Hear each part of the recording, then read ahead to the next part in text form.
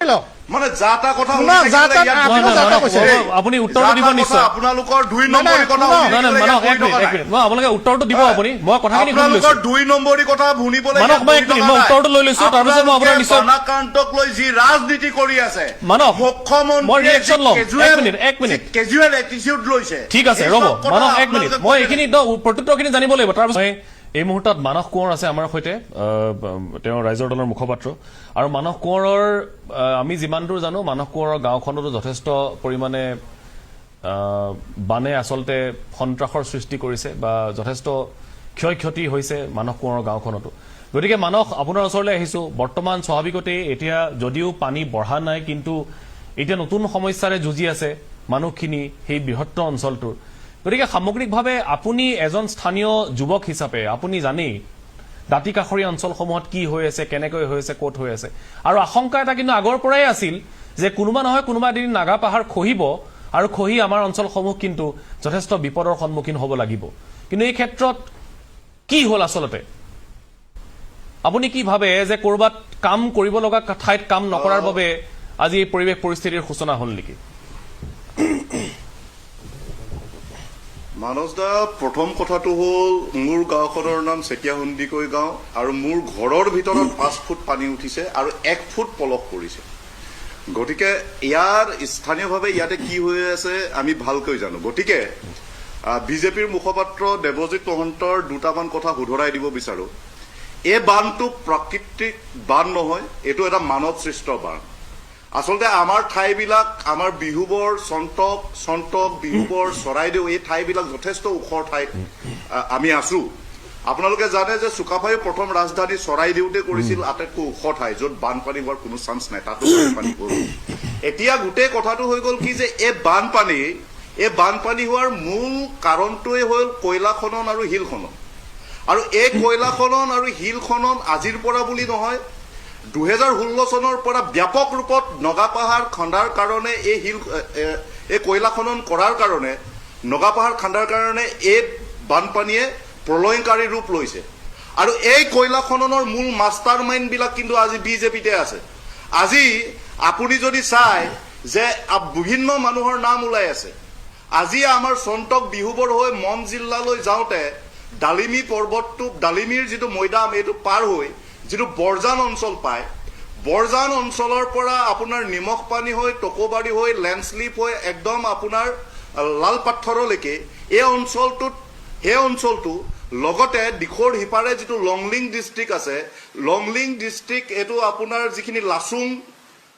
চাপানালাকে আদি কৰি নামচাঙকে বুঢ়া নামচাঙকে আদি কৰি যিখিনি ঠাই আছে এই ঠাইখিনিত ব্যাপক ৰূপত কয়লা খনন হৈ আছে আৰু এই কয়লা খননৰ মূল গেং লিডাৰ হৈ গ'ল বৰ্তমানৰ জলসম্পদ মন্ত্ৰী সুশান্ত বৰগোহাঁইৰ তত্বাৱধানত সুশান্ত বৰগোহাঁইৰ আশীৰ্বাদত এই গোটেই অঞ্চলবিলাকত এই কয়লা খননটো হৈ আছে এতিয়া যদি আজি আপোনালোকে বাতৰি কৰি আছে আপোনালোকে আমাত কন্যাকৰ কথা কৈছে মাতল কন্যাকৰ কথা কৈছে পৱন দাগাৰ কথা কৈছে আপোনালোকে আবু হুছেইনৰ কথা কৈছে যে এই মানুহবিলাকে ইয়াতে আছে নিৰ্মল জনৰ কথা কৈছে এই মানুহবিলাক ইয়াতে আছে কিন্তু এই যে গোটেই আমাত কন্যাককে আদি কৰি পৱন দাগাকে আদি কৰি বাবু হুছেইনকে আদি কৰি এই মানুহবিলাকৰ মূল গেং লিডাৰ হৈ গ'ল সুশান্ত বৰগোহাঁই তেওঁৰ অধীনত তাত কয়লা সিন্ডিকেট চলে তেওঁৰ অধীনত তাতে মেচিন চলে আজি মন ডিষ্ট্ৰিক্টৰ বৰজান নিমখ পানী টকৌবাৰী লালপাথৰ লেণ্ডস্লিপ লংলিং জিলাৰ নামচাং বুঢ়া নামচাং আপোনাৰ লাচুংকে আদি কৰি চাপাকে আদি কৰি সেই অঞ্চলবিলাকত 500 ফকলেন সোমাই আছে এতিয়া পলাবলৈ আৰম্ভ কৰিছে 500 ফকলেন আৰু এক্সকেভেটৰ সোমাই আছে যদি মই আপোনালোকক ওচৰত থাকিলো হয় তেতিয়াহ'লে আপোনালোকে যদি অলপমান গুগল আৰ্থটো ট্ৰাই কৰে আৰু তাতে যদি আপুনি কংগন বস্তি টাইপ কৰে তেতিয়াহ'লে আপুনি গোটেই দিখৰ অৱবাহিকাটো দিখৰ পাৰটো কিদৰে খনন কৰা হৈছে কিদৰে ব্যাপক বনধ্বংস কৰা হৈছে এই গ্ৰুপটোৰ দ্বাৰা সেইটো কথা আপোনালোকে গম পাব এতিয়া এই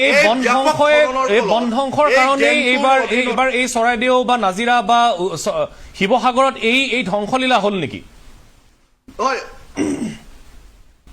একমাত্ৰ কয়লা খনন আৰু শিল খনন এই কয়লা খননৰ কাৰণে 500 মেচিন তাতে সোমাই আছে 2025 চনত 500 মেচিনে 500 ফকলেণ্ডে 3 মাহ দিন ধৰি কাম কৰিছে যদি এখন ফকলেণ্ডে যদি এদিনত 150 ডাম্পাৰ মাটি উলিয়াই এমাহত কিমান উলিয়াব ইনটু 3 কৰি দিয়ক ইনটু 500 কৰি দিয়ক গোটেই দিশৰ যিটো ৰিভাৰ বেড এই ৰিভাৰ বেডটো একদম তেওঁলোকে বাম কৰি পেলালে আৰু যিটো ৰেড হোল মাইনিং কৰি অপেন কাষ্ট মাইনিং কৰি গোটেই পাহাৰটো থুনুকা কৰিলে 18, 19, 17 তাৰিখে যিটো বৰষুণ দিলে সেই বৰষুণৰ যিটো ভৰ পাহাৰবিলাকে সহ্য কৰিব নোৱাৰিলে আৰু পাহাৰটো গিৰি গৈ দিখৰ বুকুত পৰিলে আৰু দিখৰ বুকুৰ পানীৰ লগত মিহলি হৈ গোটেই আমাৰ অঞ্চলবিলাক বিহুবৰ দেপালীখুটিতে আৰম্ভ কৰি আমাৰ চেতিয়া সন্দিকৈ গাঁও আমাৰ গড়মূৰ চুমনি গাঁও 100 জনতকৈ মানুহ মাৰিলে 10,000তকৈ জীৱ জন্তু মাৰিলে আৰু আমাৰ গোটেই ঘৰবিলাক ধ্বংস কৰি পেলালে গতিকে এইটো কেৱল আৰু কেৱল কয়লা খননৰ কাৰণে মানস এইটোতো আজি বা কালিৰ বা পৰহিৰ কথা নহয় এইটো বছৰ ধৰি চলি আছিলে আৰু এই কাৰ্যবোৰ বন্ধ নোহোৱাৰ কাৰণে আগতে কওক মানে মই আপোনাক পূৰ্বতে কৈছো এতিয়া যিটো ৰূপত সিন্ডিকেটটো চলে একদম চৰকাৰৰ তত্ত্বাৱধানত সিন্ডিকেট চলে ইয়াতে পীযুষ হাজৰিকা আছে পীযুষ হাজৰিকাৰ নেতৃত্বত যোৱা বছৰ সিন্ডিকেট চলিলে আৰু সেই সিন্ডিকেটৰ ইয়াতে দায়িত্ব ললে সুশান্ত বৰগোহাঁই আপোনাৰ এই যিখিনি কয়লা ওলাই নাগিনীমাৰালৈকে যিখিনি কয়লা ওলাই এই অঞ্চলবিলাকৰ পৰা প্ৰতিখন গাড়ীত 27,000 টকাকৈ প্ৰতিটো এলপিত 27,000 টকাকৈ কালেকশ্যন কৰা হয় গেলেকীৰ পৰা ওলোৱা প্ৰতিখন গাড়ীত 18,000 টকাকৈ কালেকশ্যন কৰা হয় আৰু কেৱল হেতু নহয় লোৱাৰ টিৰু আৰু আপাৰ টিৰু এই তাতে যিটো খনন হৈছে যিটো চৰাইদেউত বানপানী কৰিলে সফৰাই নদীবাহী আৰু টাউকাক নদীবাৰী এই আপাৰ টিৰু আৰু লোৱাৰ টিৰু খননৰ মূল গেং লিডাৰ হৈ গ'ল আপোনাৰ ধৰ্মেশ্বৰ কোঁৱৰ সোণাৰীৰ বিধায়ক ধৰ্মেশ্বৰ কোঁৱৰ আপাৰ টিৰু আৰু লোৱাৰ টিৰুৰ পৰা ওলোৱা প্ৰতিখন গাড়ীতে ধৰ্মেশ্বৰ কোঁৱৰ গেঙে 18,000 টকাকে লয় এতিয়া এইটো দিছপুৰৰ পৰা কণ্ট্ৰল হোৱা এই বিজেপি চৰকাৰৰ ওপৰৰ পৰা কণ্ট্ৰল হোৱা এটা সিন্ডিকেট কিন্তু মুখ্যমন্ত্ৰীয়ে কৈছে যে এয়া ভৌগোলিক কাৰণত হৈছে মুখ্যমন্ত্ৰীয়ে কৈছে এটা ঠিক আছে মানস যিয়ে নহওক এইবোৰৰ তদন্ত হ'ব লাগিব কিন্তু এতিয়া যিটো ধ্বংসলীলা হ'ল তাৰ পাছত ৰাজ্য চৰকাৰৰ ভূমিকা কিন্তু সঠিক হৈছে নহয় আপোনাক মই এটা কথা কৈছো ৰাজ্য চৰকাৰৰ ভূমিকাটোৰ কথালৈ আহিছো 17, 18, 19 তাৰিখে নাগালেণ্ডৰ মন জিলা আৰু লংলিং জিলাত ব্যাপক ৰূপত বৰষুণ দিছিল 19 তাৰিখে যিদিনা আমাৰ ইয়াত বান আহিলে বলিয়া বান আহিলে 10-15 ফুটলৈকে যেতিয়া দিখৌখন বাঢ়ি গ'ল ওপৰলৈ উঠি গ'ল মাটি ৰিভাৰ বেডটো খহাই মানে ৰিভাৰ বেডটো বাম কৰি সিদিনা 5-6 ঘণ্টাৰ আগত মন ডিষ্ট্ৰিক্টত আপোনাৰ ব্যাপক ভূমিস্খলন আৰু বৰষুণ হৈছে এই কথাটো কি হিমন্ত বিশ্ব শৰ্মাই জনা নাছিল এই কথাটো কি অসম চৰকাৰে জনা নাছিল কিয় 5-6 ঘণ্টাৰ আগত হিমন্ত বিশ্ব শৰ্মাই অসম চৰকাৰে বিজেপি চৰকাৰখনে মানুহখিনিক সতৰ্ক কৰি নিদিলে অন্ততঃ কেইপদমান প্ৰয়োজনীয় বস্তু বচাব পাৰিলে হয় এনে সাধাৰণ বতাহ অকমান মাৰিলে ফোনটো ডাঙৰ এটা বিকট শব্দ কৰি আপোনাৰ বাজি উঠে ইমান ডাঙৰ ঘটনা এটা মন ডিষ্ট্ৰিক্টত হৈছে ইমান ডাঙৰ ঘটনা এটা লংলিং ডিষ্ট্ৰিক্টত হৈছে কিয় হিমন্ত বিশ্ব সেই কথাটো মই দেৱজিৎ মহন্তৰ ওচৰলৈ লৈ যাব লাগিব কাৰণ কিয় ইয়াৰ আগতে আমাৰ বাতৰি হৈছে যে ৰাজ্য চৰকাৰৰ এটা আগজাননী ব্যৱস্থা আছে মিছন মৌচম এটা মিছন মৌচমৰ কাৰ্যক্ষমতাক লৈ কিন্তু আগজাননী কিয় ব্যৱস্থা নকৰিলে এক নম্বৰ কথা আৰু শুনক দেৱজিৎ মহন্তই বহুত ক'লে মোক কৈ ল'বলৈ দিয়ক মই তাৰ পৰা প্ৰত্যুত্তৰটো ল'ব লাগিব মানস মই আহি আছো আপোনাৰ ওচৰলৈ 1 মিনিট মই আহি আছো লৈ ল'ব মই একেলগে শেষ কৰি লওঁ কওক শেষ কৰক এতিয়া মূল কথাটো হৈ গ'ল কি যে আগজাননী নিদিলে আৰু সিদিনাখন আহি কি ক'লে মুখ্যমন্ত্ৰীয়ে যে ইয়াতে কোনো খনন নাই কি ধৰণৰ হিল খনন বিহুবৰত হৈ আছে একটা পাহাৰ মানে দিখৰ ৰিভাৰৰ যিটো পাৰটো খান্দি দিলে হিল মাফিয়াই আৰু সেয়াও সুশান্ত বৰগোহাঁইৰ তত্ত্বাৱধানত আশীৰ্বাদত হৈছে সেইবিলাক মানুহে গোটেই আমাৰ দিখৰ পাৰটো খান্দি পেলালে আজি মাজগাঁৱত 100 ফুট দ লেক কৰিলে এইবিলাক কোনে কৰিলে আৰু তাতে আহি নেপালীখুটিত গৈ হিমন্ত বিশ্ব শৰ্মাই ক'লে যে ইয়াতে কোনো খননেই হোৱা নাই বোলে এইবিলাক আপোনালোকে দিশৰ ওপৰত হিল খনন বন্ধ কৰি নকলে আপুনি বিধানসভাৰ ৰেকৰ্ড উলিয়াই চাই লওক আপুনি কোনো হোমৱৰ্ক নকৰাকে ইয়াতে কথা নকব আপুনি ৰেকৰ্ড উলিয়াই চাই লওক অখিল গগৈৰ প্ৰতিটো বাইট চাই লওক আপুনি এনেকুৱা ফাল্টু কথা কৈ নাথাকিব আপোনাৰ কথা শুনিবলৈ বৈধ নহয় ঠিক আছে এক মিনিট আপোনালোকে কয়লা খনন বন্ধ কৰক আপোনালোকে হিল খনন বন্ধ কৰক উত্তৰ লৈ লৈছো ৰ'ব এক মিনিট 2016-17 চনৰ পৰা দিশৰ পাৰ খন্দা আৰম্ভ হ'ল অগুৰিজান বাগানটো এখন চাহ বাগিচাটো ৰাতিৰ আন্ধাৰৰ সুযোগ লৈ খান্দিবলৈ আৰম্ভ কৰিলে যিটো নেপালী খুঁটিৰ ওচৰত আছিল আজি যে নেপালী খুঁটিত আটাইতকৈ ডেভাষ্টেটিং আটাইতকৈ বিধ্বংসী যিটো কাৰবাৰ নেপালী খুঁটিত হ'ল কেৱল অগুৰিজান বাগানটো খন্দাৰ কাৰণে হ'ল আৰু যদি দেৱজিৎ মহন্তই নাজানে তেতিয়াহ'লে যেতিয়া 2021-22 চনৰ পৰা আমি দিখৌ বচাও আন্দোলন বুলি এটা আন্দোলন আৰম্ভ কৰিছিলোঁ আৰু সেই আন্দোলনটোৰ ইতিহাস আপোনালোকে চাই ল'ব আৰু সেই আন্দোলনটোৰ জীৱন্ত সাক্ষী এতিয়াও কমল চাপৰিৰ মানুহবিলাক দিশৰ সিপাৰে থাকে কমল চাপৰিৰ মানুহবিলাক যদি কেতিয়াবা গ্ৰাউণ্ডত কাম কৰিছে শুনক আমি মানস কোঁৱৰে নিজে দিখৌ বচাও আন্দোলনৰ নেতৃত্ব লৈছিলোঁ আমি মানস কোঁৱৰে নিজেই দিখৌ বচাও আন্দোলনৰ নেতৃত্ব লৈছিলোঁ আৰু আপুনি যদি বিশ্বাস নকৰে কমল চাপৰি আৰু বিহুবৰ আপুনি নিজে কওক পিয়ালা দেৱব্ৰত শইকীয়া কোন চনত ঠিক আছে মই কথাখিনি শুনি লৈছো এক মিনিট তেখেতে মোক ক'ব দিয়া নাছিল না মহন্ত ৰ'ব এক মিনিট এইবিলাক কুইজ দেৱব্ৰত শইকীয়া কৰি থাকিব তেনেকুৱা নহয় কিয়তে আপুনি দেৱব্ৰত এইবিলাক কুইজ দেৱব্ৰত শইকীয়া কৰি থাকিব আৰু আপোনাৰ মোৰ অন্য মই একেবাৰে আপোনাৰ মই ষ্টুডেণ্ট নহয় এক মিনিট সময় শেষ কৰিব লাগিব নহয় এইখন চৰকাৰৰ এই বানপানীটোক লৈ বা আক্ৰান্তসকলক লৈ গোটেই এপ্ৰ'চটো ইমান কেজুৱেল মুখ্যমন্ত্ৰী হিমন্ত বিশ্ব শৰ্মাই ঘোষণা কৰিলে যে 6 মাহৰ কাৰণে কোনো ঋণ দিব নালাগে কিন্তু কালিৰ পৰা গোটেই মানুহবিলাকক বেংক আৰু মাইক্ৰ' ফাইনেন্স কোম্পানীসমূহে লোনৰ কিস্তি বিচাৰি অত্যাচাৰ আৰম্ভ কৰিলে তেওঁলোকে কৈছে যে তেওঁলোকে কাৰেণ্টৰ বিলটো মাফ কৰিব জুলাই মাহৰ 14 দিন কাৰেণ্টেই নাছিলে এইটো মাফ কৰিব লগা কথা নাই যদি কৰে এবছৰ মাফ কৰি দিয়ক 3 নম্বৰ কথাটো এইটো যে এই 15,000 10,000 টকা যিবিলাক কাৰবাৰ হৈ আছে এইবিলাক বাদ দিয়ক যদি পাৰে আপোনালোকে প্ৰতিটো পৰিয়ালক 10 লাখ টকাকে দিয়ক যদি প্ৰথমতে আপোনালোকে 10 লাখ টকা দিব নোৱাৰে তেতিয়াহ'লে প্ৰথম কিস্তি হিচাপে মানুহখিনিক 2 লাখ টকা দিয়ক তাৰপিছত 4 লাখ টকা দিয়ক আকৌ 4 লাখ টকা দিয়ক এইবিলাক কথা ৰাজ্য চৰকাৰখনে সিদ্ধান্ত লওক কিন্তু মুখ্যমন্ত্ৰীয়ে ঘোষণা কৰি দিয়ে যে 6 মাহৰ মৰাটৰিয়াম আমি দিলোঁ কিন্তু কালিৰ পৰা আকৌ মানুহবিলাকক ঋণৰ কিস্তি বিচাৰি ঋণৰ ইনষ্টলমেণ্ট বিচাৰি বেংকে আৰু মাইক্ৰ' ফাইনেন্স কোম্পানীসমূহে অত্যাচাৰ আৰম্ভ কৰিছে এইবিলাক হিমন্ত বিশ্ব শৰ্মাৰ যিটো কেজুৱেল এপ্ৰ'চ নিশ্চয় ঠিক আছে এই বানপানীটো ঠিক আছে মই ভাল পোৱা নাই মই ধন্যবাদ জ্ঞাপন কৰিম বানাক্ৰান্ত ৰাইজৰ প্ৰতিখন ঘৰত অৰুণোদয় লাগিব এইটো আমাৰ দাবী হয়নে আজি আমি কেইগৰাকী মহিলা আহিছো 30-40 গৰাকী 100 গৰাকী মহিলা আহিছে 300 মান হ'ব 300 হ'ব নহয় বেছি হ'ব মহিলা লৈ ইয়ালে আহিছো মই কৈ দিছো এদিনত আপোনালোকক কালি ৰাতি খবৰ দিছো 300 মহিলা আহিছে যদি ৰূপজ্যোতি কুৰ্মীও চিনি পোৱা নাই কাৰ পাল্লাত পৰিছে ৰাইজৰ যদি কষ্ট হয় নহয় চাকৰি বাকৰি এৰি আহিছো ময়ো পাগল মানুহ গৈ ঘৰৰ সন্মুখত বহি থাকিব আপোনালোক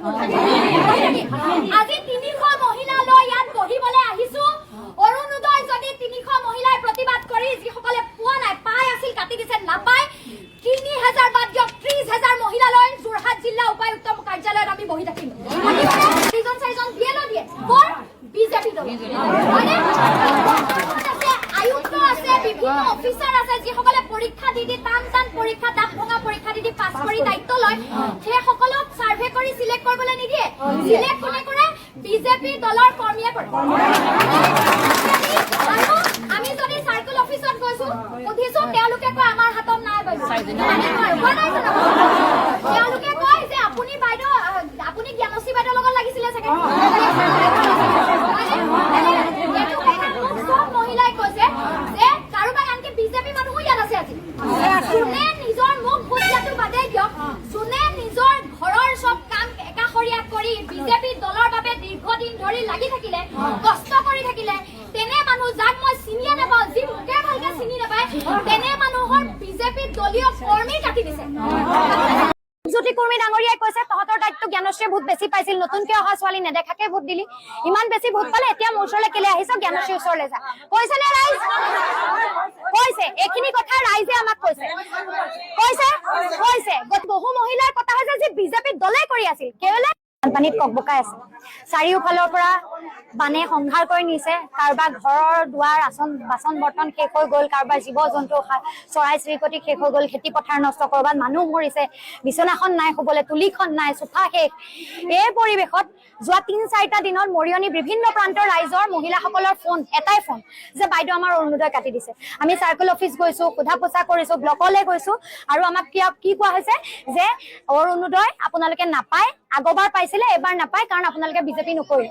আপোনালোকৰ অঞ্চলটোত জ্ঞানশ্ৰীয়ে ভোট বেছি পালে কৰবাত আপোনালোকৰ জ্ঞানশ্ৰীৰ লগত ফটো দেখিছিলে কৰবাত আপোনালোকে কিয় কাটিছে গম পাইছে নহয় আৰু আপোনালোকে নিজে বুজি ল'ব এনে বিভিন্ন ধৰণৰ আকাৰ ইংগিতে কথা বুজোৱা হৈছে আৰু অৰুণোদয় তেওঁলোকৰ কাটি দিয়া হৈছে গতিকে তাৰে বহু মহিলা ৰূপজ্যোতি কুৰ্মী বিধায়ক তেখেতৰ ওচৰলৈ গৈছে বহু মহিলাই ব্লকত গৈ কথা পাতিছে ব্লকৰ পৰাও পাতিছে নহয় ব্লকৰ পৰাও একেটাই উত্তৰ যে আপোনালোকে নাপায় কাৰণ কেলে 4জন বিএল থাকে বিএলক এজন বিজেপিৰ আপোনালোকৰ বুথতে কথা হৈছে ৰূপজ্যোতি কুৰ্মী ডাঙৰীয়াই কৈছে তহঁতৰ দায়িত্ব জ্ঞানশ্ৰীয়ে ভোট বেছি পাইছিল নতুনকৈ অহা ছোৱালী নেদেখাকে ভোট দিলি ইমান বেছি ভোট পালে এতিয়া মোৰ ওচৰলৈ কেলে আহিছ জ্ঞানশ্ৰীৰ ওচৰলৈ যা কৈছে নে ৰাইজ কৈছে এইখিনি কথা ৰাইজে আমাক কৈছে গতিকে ইয়াত আমাৰ লগত আজি বহু বিশেষভাৱে সক্ষম মহিলা আছে বিধৱা মহিলা আছে অবিবাহিতা মহিলা আছে যিসকলৰ উপাৰ্জনৰ কোনো বাট নাই তাতে বানে শেষ কৰি নিছে তেনে মহিলাৰ এই বানৰ বিভীষিকাৰ সময়ত অৰুণোদয় কাটি দিয়া হৈছে কেলে তেওঁলোকে বিজেপি দলৰ চামচাগিৰি নকৰিলে ৰূপজ্যোতি কুৰ্মীৰ চামচাগিৰি নকৰিলে তলুৱা চেলেকি নাথাকিলে সেইটো কাৰণে হয়নে সেয়াটো বাদাই দিয়ক বহু মহিলাৰ কথা হৈছে যে বিজেপি দলে কৰি আছিল কেৱলে সন্দেহৰ ভিত্তিত ইমান দিনে যে তেওঁ বিজেপি দলৰ প্ৰতি আচলতে কাম কৰি আছিল এইটো নিৰ্বাচনতো কষ্ট কৰিলে তাৰ কোনো ভেলু নাই মাথো কোনোবাই লগাই দিলে কাটি দিয়া হৈছে গতিকে আজি আমি ইয়াত সমজিল্লা আয়ুক্তৰ কাৰ্যালয়ত এটা উত্তৰ বিচাৰি আহিছো প্ৰশাসনৰ পৰা এই অৰুণোদয় আঁচনি নামৰ যিখন আঁচনি এই আঁচনিখন অসম চৰকাৰৰ আঁচনি নে এই আঁচনিখন বিজেপি দলৰ আঁচনি যদি অসম চৰকাৰৰ আঁচনি তেতিয়াহ'লে যোগ্য মানুহে পাব লাগিব আৰু আগতে পোৱাসকলক কি কাৰণে কি যুক্তিত কি ক্ৰাইটেৰিয়াৰ ভিত্তিত বঞ্চিত কৰিছে তাৰ উত্তৰটো প্ৰশাসনে আমাক দিব লাগিব আৰু যদি বিজেপিৰ আঁচনি তেতিয়াহ'লে হিমন্ত বিশ্ব শৰ্মাদেৱে কৈ দিয়ক ইলেকশ্যনৰ আগতো তেখেতে ৰেচন কাৰ্ড থকা সকলোকে অৰুণোদয় দিব এইটো সময়ত চৰাইদেউ শিৱসাগৰ যোৰহাট এই অঞ্চলৰ প্ৰতিটো পৰিয়ালে অৰুণোদয় পাব লাগে কাৰণ বানে শেষ কৰি দিছে চব উপাৰ্জন কৰিবলৈ বাটেই নাই মানুহৰ ক'ত যাব কি কৰিব হয়নে ক'লে যাব আৰু সেই সময়ত য'ত চবকে দিব লাগে প্ৰতিটো পৰিয়ালক দিব লাগে তাত আকৌ খুচুৰা ৰাজনীতি কৰিছে দলৰ মানুহে নিৰ্ণয় কৰিব যে কোনে অৰুণোদয় পাব কোনে নাপাব গতিকে আমাক এই উত্তৰটো স্পষ্টকে লাগিব আজি 300 মহিলালৈ আমি সমজিলা আয়ুক্ত কাৰ্যালয়ত আহিছো 300ৰ পাছত আৰু 2টা শূন্য যোগ কৰি দিয়ক 3000 প্ৰয়োজন হলে 30000 মহিলালৈ আমি উপায়ুক্তৰ কাৰ্যালয় যাম আৰু প্ৰয়োজন হলে 30000 মহিলালৈ ৰূপজ্যোতি কুৰ্মী ঘৰৰ ৰাস্তাৰ সন্মুখত বহি থাকিম তেখেতে মহিলাৰ মাজেৰে যাব লাগিব তেখেতে ৰাজহুৱাকৈ কৈ যাব লাগিব যে তহঁতক নিদিও কেলে তহঁতে বিজেপি দলৰ চামচাগিৰি কৰা নাই তহঁতে মোৰ তলুৱা চেলেকিবলৈ অহা নাই হয়নে নহয় গতিকে এইটো কথা হিমন্ত বিশ্ব শৰ্মাদেৱেও স্পষ্ট কৰিব লাগিব যে দলৰ বিধায়কসকলক এইবোৰে ট্ৰেইনিং দিয়া নেকি দলীয় কৰ্মীসকলক সবকা সাথ সবকা বিকাশ বুলি কৈ এইবোৰে ট্ৰেইনিং দিয়া নেকি যে তেওঁলোকে বিপদগ্ৰস্ত মহিলাৰ উপাৰ্জন নথকা বিধৱা মহিলাৰ বিকলাংগ মানুহৰ কষ্ট কৰি খোৱা অবিবাহিতা বৃদ্ধ মহিলাৰ আঁচনি কাটিবৰ মানুহবোৰক জ্বালা যন্ত্ৰণা দিব এয়াই নেকি দলীয় আদৰ্শ গতিকে আমাক এইটো উত্তৰ লাগিব যদি অসম চৰকাৰৰ আঁচনি চবে পাব লাগিব নহলে হিমন্ত বিশ্ব শৰ্মাদেৱে ৰাজহুৱাকে ঘোষণা কৰিব লাগিব অৰুণোদয় বিজেপিত দল কৰিলেহে পাব নহলে নকৰে তেতিয়া আমি আহিয়ে মই গৰমত মাইকী মানুহবোৰক আধা মৰা কৰি ইয়াত থিয় নকৰাও আমিও নহওঁ হয়নে নহয় দ্বিতীয়তে 15000 টকাটো এতিয়ালৈকে বহু ঠাইত সাৰ্ভে কৰিবলৈ যোৱাই নাই কৰবাত 3তলা বিল্ডিঙৰ মানুহো পাইছে কৈছে নে নাই যোৱা কয় বাইদেউহঁতে নাও লৈ আহিছে ইয়ালে কৰবাত 3তলা বিল্ডিঙেও পাইছে য'ত ভিতৰত পানী সোমোৱাই নাই কৰবাত একে ঘৰে পাইছে 2-3টা আৰু যাৰ সব বস্তু নষ্ট হৈছে বিছনা সোফা সব বয় বস্তু নষ্ট হৈছে তেনে মানুহে পোৱা নাই কেলে তেওঁলোকে বিজেপি কৰা নাই গতিকে 15000 টকাটোৰ নামত যাতে বিজেপি দলে খুচুৰা ৰাজনীতি নকৰে বানত ক্ষতিগ্ৰস্ত মানুহৰ মাথাবোৰ গৰম হৈ থাকে আমি হয় নহয় আমাকে খেদি ধৰে আমি যদি দুদিন দেৰিকে গৈছো গতিকে আমি এতিয়া বানৰ ৰাইজে ঘূৰি ফুৰিছো ৰাইজৰ পদুলিয়ে মাটিয়ে বালিয়ে বোকায়ে পানীয়ে আমাৰো মাথাবোৰ গৰমে হৈ আছে আৰু যদি 15,000 টকাটোৰ ক্ষেত্ৰত দল কৰিবলৈ হয়, মানুহ চাই দিবলৈ হয়, কোনো বিজেপি দলীয় কৰ্মীয়ে দিবলৈ হয়, সেই প্ৰত্যেকজন বিজেপিৰ দলীয় কৰ্মীক কিন্তু জবাবদিহি কৰা হ'ব, হয় নে নহয়? আমি তেওঁলোকক ভয় ঘেৰাও কৰিম, আমি উপায়ুক্তৰ অফিচৰ সন্মুখত বহি থাকিম, কোনো ক্ষতিগ্ৰস্ত মানুহে 15,000 টকাৰ পৰা বঞ্চিত হ'ব নোৱাৰিব, দিবই লাগিব। একে সময়তে অৰুণোদয়ৰ পৰা বঞ্চিত এজনো মানুহ থাকি যাব নোৱাৰিব। এগৰাকী মহিলা যি আগবাৰলৈকে পাইছিল, ইলেকশ্যনৰ আগত টোপ দিবলৈ দিছিল, এতিয়া যদি এগৰাকী মহিলাও থাকি যায়, আমি কিন্তু মনে মনে বহি নাথাকো, হয় নে নহয়? এই গৰমত খেতি গৈছে, ঘৰ গৈছে, মাটি বাৰী গৈছে, মানুহ মৰিছে, চৰাই হাঁহ কুকুৰা মৰিছে, চবৰে মাথাবোৰ গৰম হৈ আছে, চব গৰম হৈ আছে। তাৰ মাজত যদি ইয়াত আহি থিয় হৈ থাকিব লাগে, তেতিয়াহ'লে আমি এই প্ৰতিবাদী কাৰ্যসূচীত যিকোনো পৰ্যায়লৈকে লৈ যাব পাৰিম। গতিকে সেই পৰিৱেশ অহাৰ আগত আমাক প্ৰশাসনৰ পৰা উত্তৰ লাগিব, কি কাৰণে কোনোবা বঞ্চিত হৈছে, যি কেলে হৈছে, আৰু কাকো বঞ্চিত কৰিব নোৱাৰিব, কাকো বঞ্চিত কৰিব নোৱাৰিব। আমি কাকো বঞ্চিত কৰিলে মনে মনে বহি নাথাকো, আমি প্ৰতিবাদ কৰিম কৰিয়ে থাকিম, হয়নে? কৰিব নহয় ৰাইজে? গতিকে আমাক এই দুয়োটা বস্তু কিন্তু ঠিকভাৱে প্ৰশাসনে কৰি দিব লাগিব। 30 তাৰিখলৈকে আমি সময় দিছো। 30 তাৰিখলৈকে যদি নহয়, তাৰ পিছত কিন্তু প্ৰশাসন, চৰকাৰো যিকোনো পৰিৱেশ, যিকোনো পৰিস্থিতিৰ কাৰণে সাজু হৈ থাকিব লাগিব। খবৰ জনাব বিচাৰিছো, ৰাজ্যৰ এগৰাকী জনপ্ৰিয় ইউটিউবাৰৰ বিৰুদ্ধে বিস্ফোৰক অভিযোগ উত্থাপন কৰিছে জনপ্ৰিয় কণ্ঠশিল্পী নীলোৎপল বৰাই। নীলোৎপল বৰাৰ ফালৰ পৰা কোৱা হৈছে যে এগৰাকী জনপ্ৰিয় ইউটিউবাৰ যাৰ বেংক একাউণ্টত লাখ লাখ টকা জমা হৈছে, প্ৰায় 25 লাখ টকাৰ পৰা 26 লাখ টকা পৰ্যন্ত জমা হৈছে, কিন্তু সেই ধনৰাশি সেইগৰাকী ইউটিউবাৰে খৰচ কৰা নাই। প্ৰশ্ন তাত উত্থাপন হৈছে যে সেইগৰাকী জনপ্ৰিয় ইউটিউবাৰে ৰাইজে দিয়া ধন আত্মসাৎ কৰাৰ পৰিকল্পনা কৰিছে নেকি? কোনগৰাকী জনপ্ৰিয় ইউটিউবাৰে ৰাইজৰ ধন আত্মসাৎ কৰিবলৈ চেষ্টা কৰিছে? এই প্ৰশ্নক লৈ বৰ্তমান সময়ত তোলপাৰ লাগিছে ৰাজ্য। কণ্ঠশিল্পী নীলোৎপল বৰাই স্পষ্ট ৰূপত উল্লেখ কৰিছে, আমি সকলোৰে ওপৰত দৃষ্টি ৰাখিছো কোনে কেনেকৈ ড্ৰামাবাজি কৰি আছে। এই মুহূৰ্তত এই গুৰুত্বপূৰ্ণ খবৰ আমি জনাই আছো। কোন ইউটিউবাৰৰ বেংক একাউণ্টত সোমাল 25 লাখ টকা? কোনগৰাকী ইউটিউবাৰৰ বেংক একাউণ্টত সোমাল 25 লাখ টকা? ৰাইজৰ ধন আত্মসাৎ কৰাৰ পৰিকল্পনাকাৰ ৰাইজে দিয়া ধনত কোনগৰাকী ইউটিউবাৰৰ চকু? এই প্ৰশ্ন। কোনোবাই ঘৰ বনাই দিছে, কোনোবাই নাটক কৰি আছে। বানাক্ৰান্ত ৰাইজক সহায় কৰা নামত ধন তুলি অপব্যৱহাৰ একাংশৰ। ইলেক্ট্ৰিক দোকানৰ পৰা কোন ইউটিউবাৰে কিনিলে ফেনাইল, তাক লৈ প্ৰশ্ন উত্থাপন হৈছে।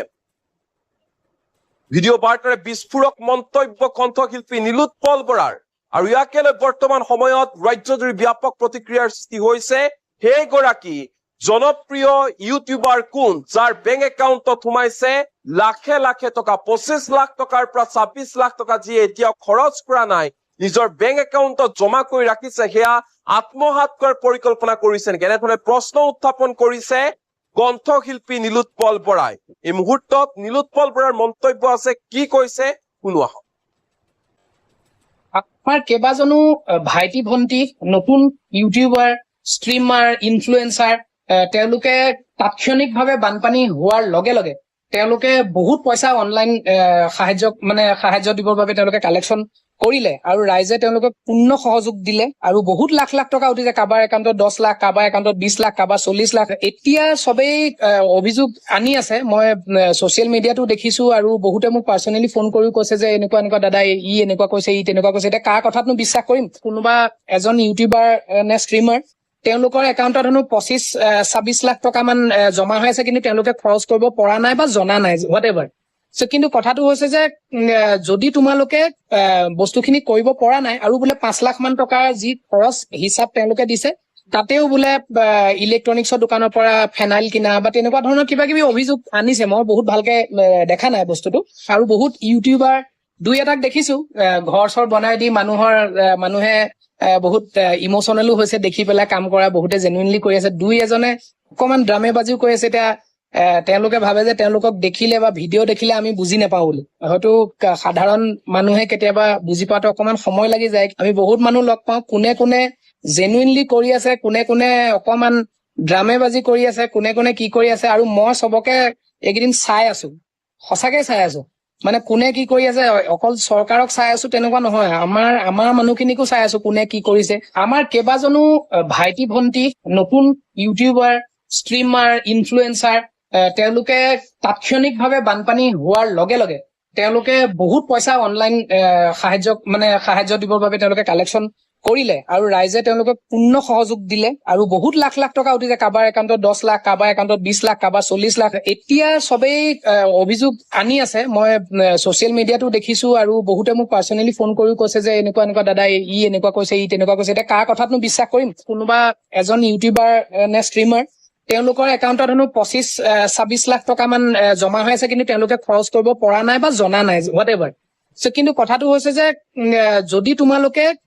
বস্তুখিনি কৰিব পৰা নাই আৰু বোলে 5 লাখ মান টকাৰ যি খৰচ হিচাপ তেওঁলোকে দিছে, তাতেও বোলে ইলেক্ট্ৰনিক্সৰ দোকানৰ পৰা ফেনাইল কিনা বা তেনেকুৱা ধৰণৰ কিবা কিবি অভিযোগ আনিছে। মই বহুত ভালকে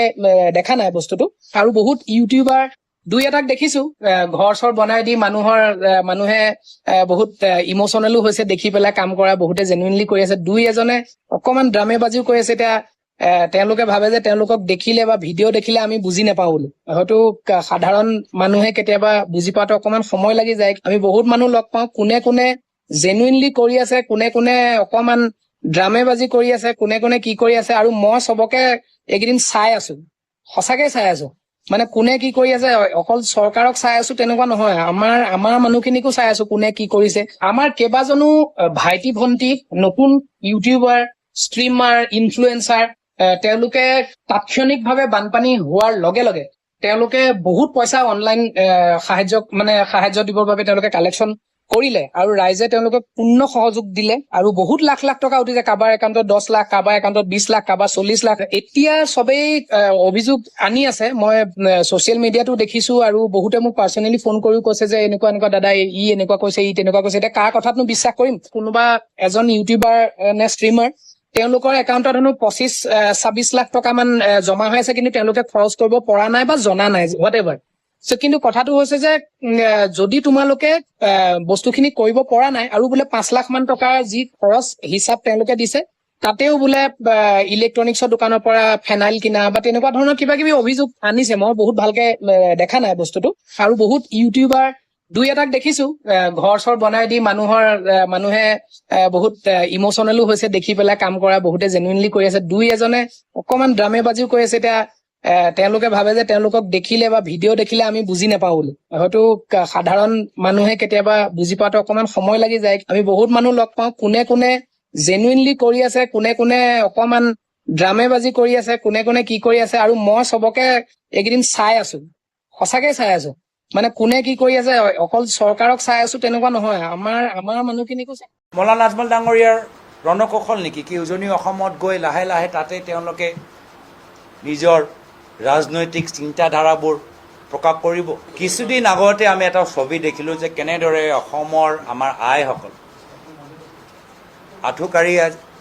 মৌলানা আজমল ডাঙৰীয়াৰ ওচৰত গৈ সামান্য কিছু টকা তেওঁলোকে লৈছে। এই গোটেই ছবিটো লৈ আমি যথেষ্ট এটা চিন্তা প্ৰকাশ কৰিছোঁ যে AIUDF দল সদায় হিমন্ত বিশ্ব শৰ্মা ডাঙৰীয়াৰ বি টিম হৈ থাকিব। AIUDF যেতিয়ালৈকে হিমন্ত বিশ্ব শৰ্মা ডাঙৰীয়া থাকে, AIUDF দলৰ ক্ষতি হ'ব নোৱাৰে। কিবা কাৰণত তেওঁলোকে AIUDFৰ ওপৰত বিশ্বাস কৰিলে যে বিজেপি বিৰুদ্ধে AIUDF দলে কাম কৰিব। আশা কৰাটো ভুল নহয়, কিন্তু মই যিহেতু আগৰ পৰাই কলিয়াবৰ লোকসভা সমষ্টিৰ ভিতৰত আছিলোঁ, বহুত মই AIUDF দলৰ তেওঁলোকৰ কাৰ্যসূচীবোৰ বহুত ওচৰৰ পৰা মই দেখা পাইছোঁ। আৰু সেইকাৰণে আগৰ পৰাই, আৰু এতিয়াতো প্ৰমাণে হৈ গ'ল যে AIUDF দল সদায় হিমন্ত বিশ্ব শৰ্মা ডাঙৰীয়াৰ বি টিম হৈ থাকিব। AIUDF যেতিয়ালৈকে হিমন্ত বিশ্ব শৰ্মা ডাঙৰীয়া থাকে, AIUDF দলৰ ক্ষতি হ'ব নোৱাৰে। AIUDF দলৰ ক্ষতি আমাৰ কংগ্ৰেছ দলৰ হাতত লিখা আছে, হিমন্ত বিশ্ব শৰ্মা ডাঙৰীয়াৰ হাতত লিখা নাই। কিছুদিন আগতে আমি এটা ছবি দেখিলোঁ যে কেনেদৰে অসমৰ আমাৰ আইসকল আঁঠুকাঢ়ি মৌলানা আজমল ডাঙৰীয়াৰ ওচৰত গৈ সামান্য কিছু টকা তেওঁলোকে লৈছে। এই গোটেই ছবিটো লৈ আমি যথেষ্ট আমি এটা চিন্তা প্ৰকাশ কৰিছোঁ যে যি উদ্দেশ্য লৈ মৌলানা আজমল ডাঙৰীয়া আগতে উজনি অসমত গৈ মানুহক সহায় কৰিছিল, শেষত যে আমি ছবিটো দেখিলোঁ, সেয়াই তেওঁলোকৰ বাস্তৱ উদ্দেশ্য আছিলে নেকি? আজি আমাৰ গাঁৱৰ দুখীয়া আইসকল আইতাসকল আহিছে, তেওঁলোকে যদি কিবা এটা সহায় দিব লাগে তেওঁলোকে থিয় থিয় সহায়টো ল'ব। সেই পৰিস্থিতি তেওঁলোকৰ যে কিবা মান সন্মান আছে সেই পৰিস্থিতি আমি দেখা নাপালোঁ। তো এয়া অকল মৌলানা আজমল ডাঙৰীয়াৰ ৰণকৌশল নেকি কি উজনি অসমত গৈ লাহে লাহে তাতে তেওঁলোকে নিজৰ ৰাজনৈতিক চিন্তাধাৰাবোৰ প্ৰকাশ কৰিব আৰু সেইকাৰণে তেওঁৰ এইবোৰ চব কৰিলেও কিমান দিন কৰিব পাৰে, শেষত গৈতো সদায় বিজেপি দলৰ বি টিম হিচাপে প্ৰমাণিত হ'বই, এইখিনি কথা সকলোৱে বুজি পাইছে। এইটো তেওঁলোকৰ AIUDF দলৰ কথা, আমাক যে কিবা ক'ব লাগে মই নাভাবোঁ। এইটো আপোনালোকে AIUDF দলকে সুধিব যে শিৱসাগৰত গৈ তেওঁলোকে মানুহক সহায় কৰিছে আৰু শিৱসাগৰক ধুবুৰী বনোৱা মানুহজনক তেওঁলোকে ৰাজনৈতিকভাৱে যদিও যোৱা নিৰ্বাচনত পৰাজিত হ'ল, আকৌ তেওঁলোকে ৰাজনৈতিকভাৱে আগুৱাই লৈ যাবলৈ বিচাৰে। এইটো তেওঁলোকৰ ৰণকৌশল। আমাৰ কথা স্পষ্ট যে নিৰ্বাচন এয়া নগাঁও হওক, যোৰহাট হওক, বৰপেটা হওক, ধুবুৰীয়ে হওক, প্ৰত্যেক নিৰ্বাচন গুৰুত্ব সহকাৰে ল'ব লাগিব। জিকিবলৈ হ'লে জিকাৰ দৰে কষ্ট কৰিব লাগিব আৰু সেই কষ্ট কৰিবলৈ কংগ্ৰেছ দল প্ৰস্তুত আৰু নিশ্চয় জনসাধাৰণৰ আশীৰ্বাদ আমাৰ লগত থাকিব আৰু কংগ্ৰেছ দলৰ জয় নিশ্চিত। এইখিনি কথা যদি মই আগতে কৈ দিওঁ মোৰ চাকৰি গুচি যাব।